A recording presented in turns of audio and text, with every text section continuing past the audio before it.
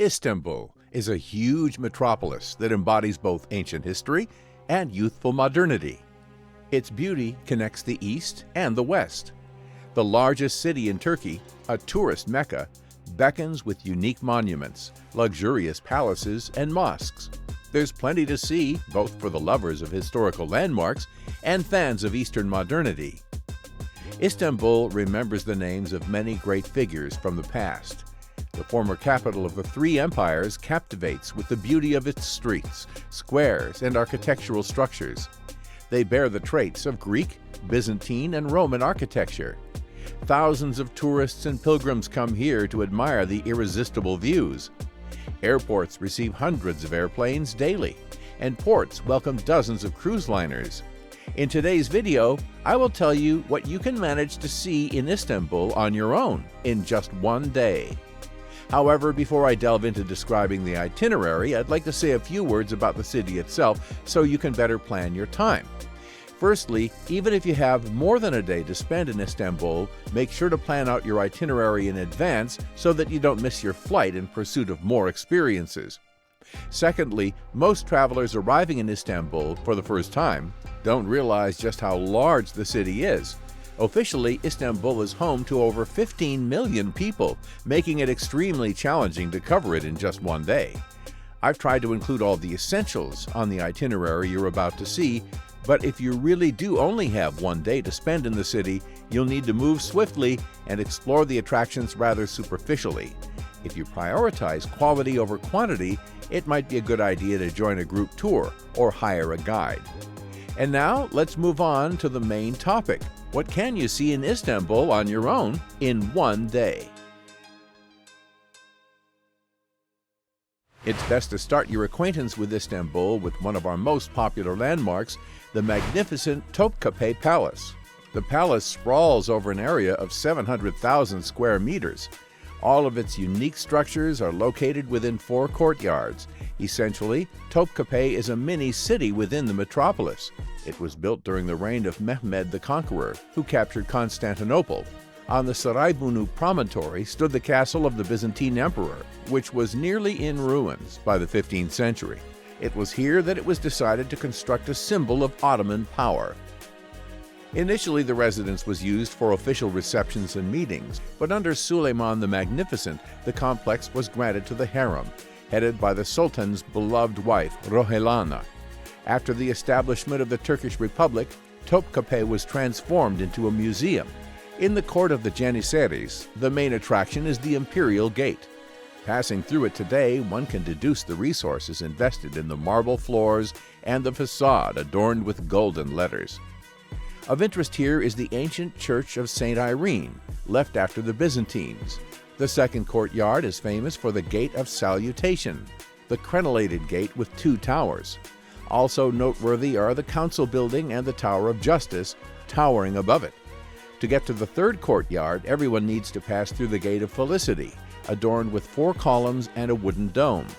The splendid gardens, terraces, mosques, and the entire palace complex are truly inspiring.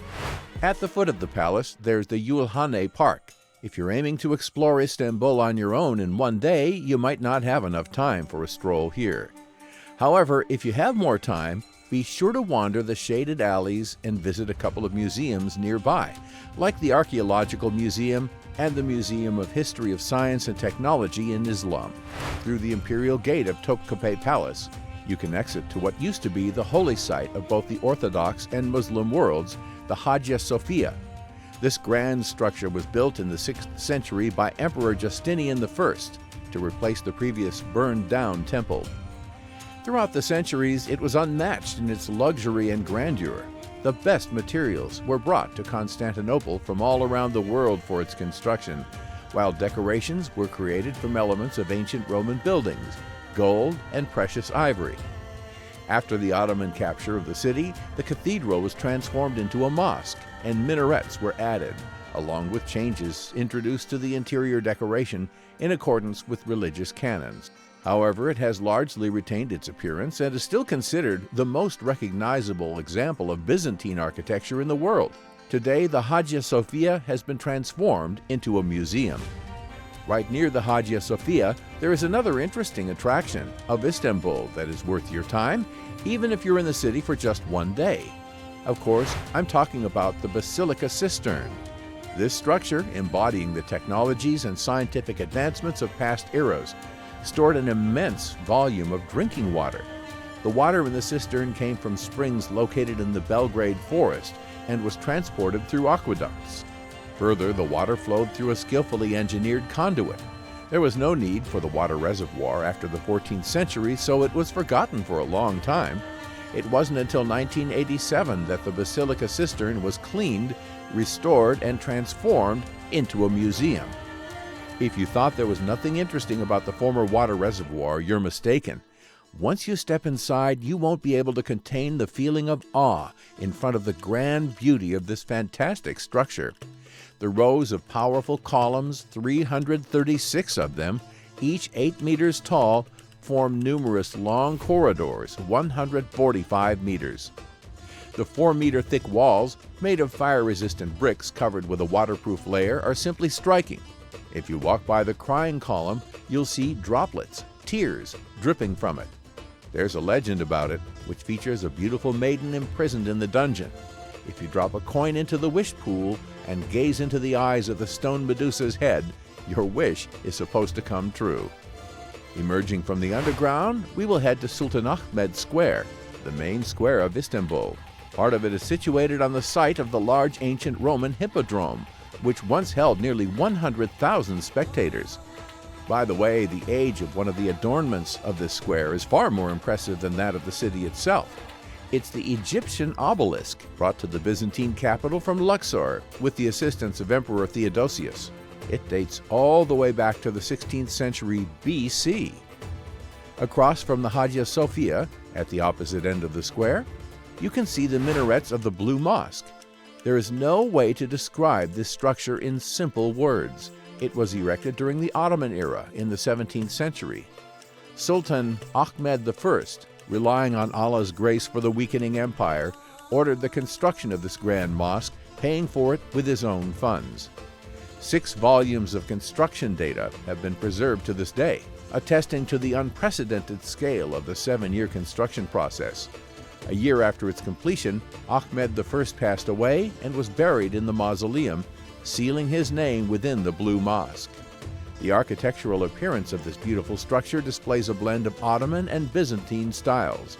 The distinctive feature in the form of 6 minarets resulted from the Sultan's desire to elevate the Blue Mosque above the Hagia Sophia. When you go inside, you will be amazed by the blue radiance that spreads throughout the vast space. The blue color of the ceramic tiles adorning the walls and ceiling of the hall gives the mosque its name. The 4 columns holding the dome are also covered with tiles featuring floral patterns.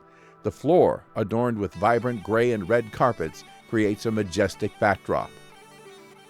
Street light filtering through 260 windows brings the fantastic scene to life.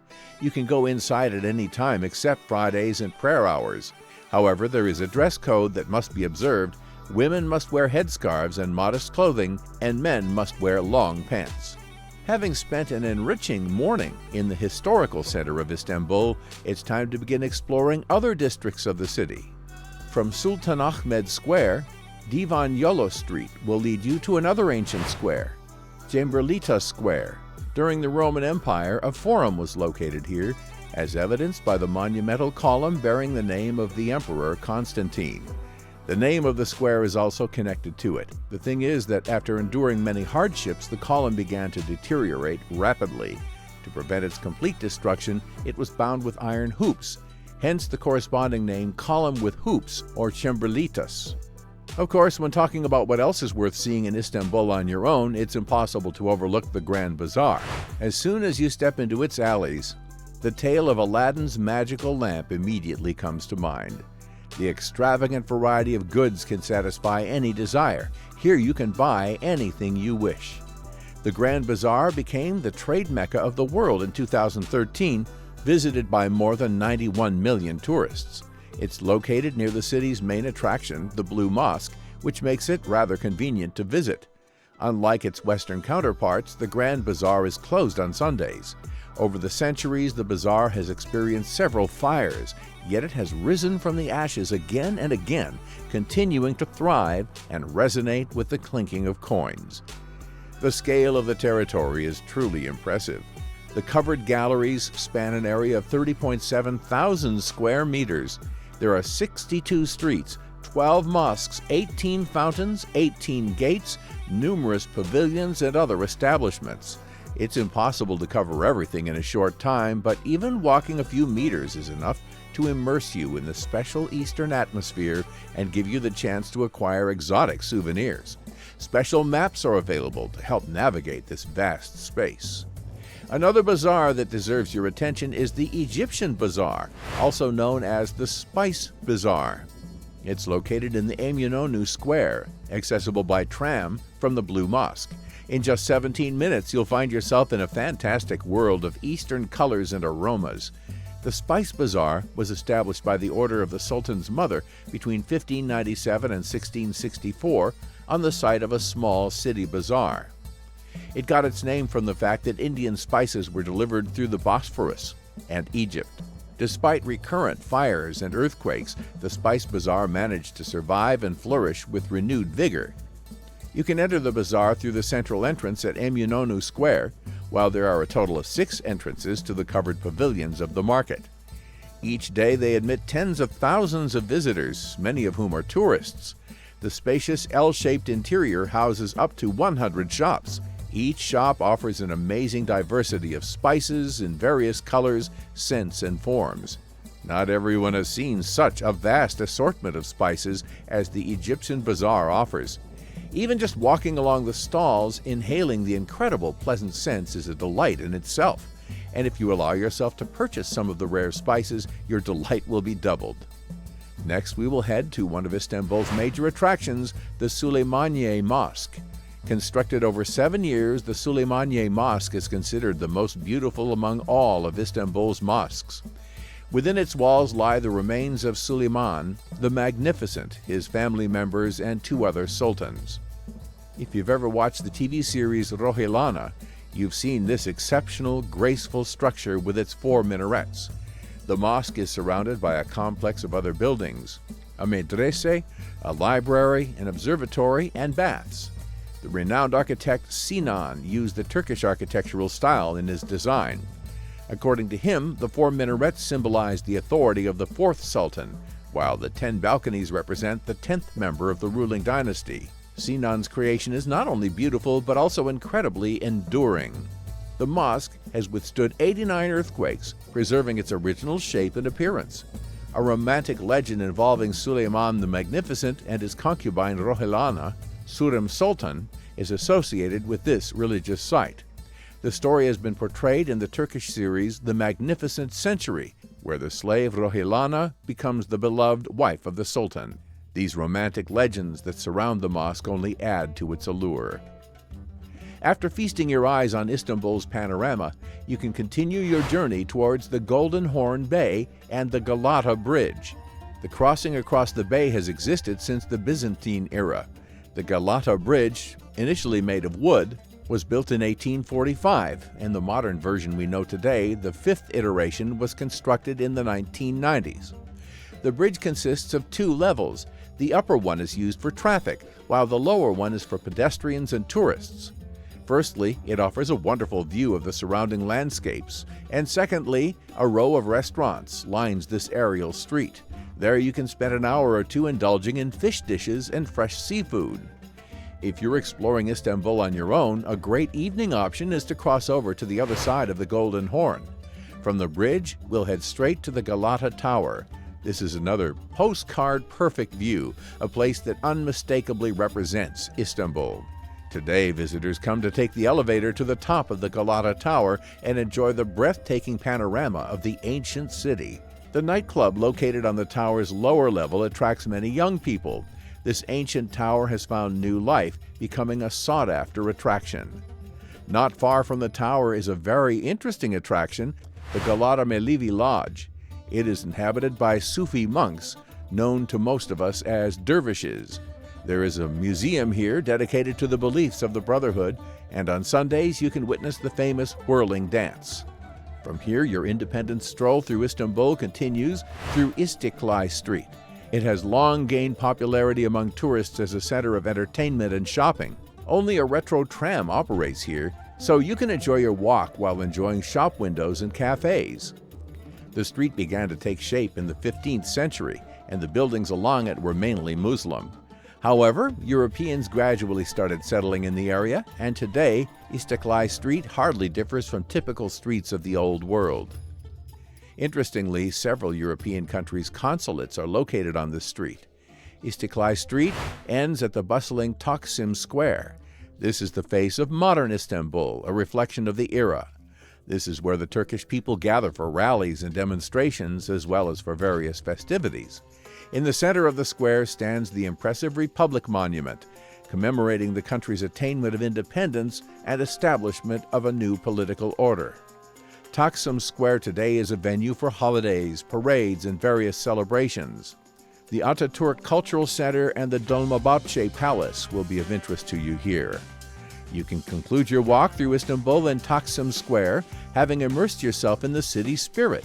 Alternatively, if time allows, you can head to the Kabatas Pier, board a boat, and visit the Maiden's Tower, or simply take a ride on the Bosphorus. Both private carriers and large companies offer their services.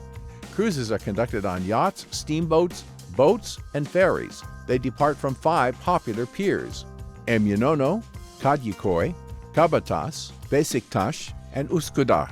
You can opt for a short 1 hour 20 minutes cruise as a part of a group on a public boat. The route can take you from any pier to the Faith Bridge and back.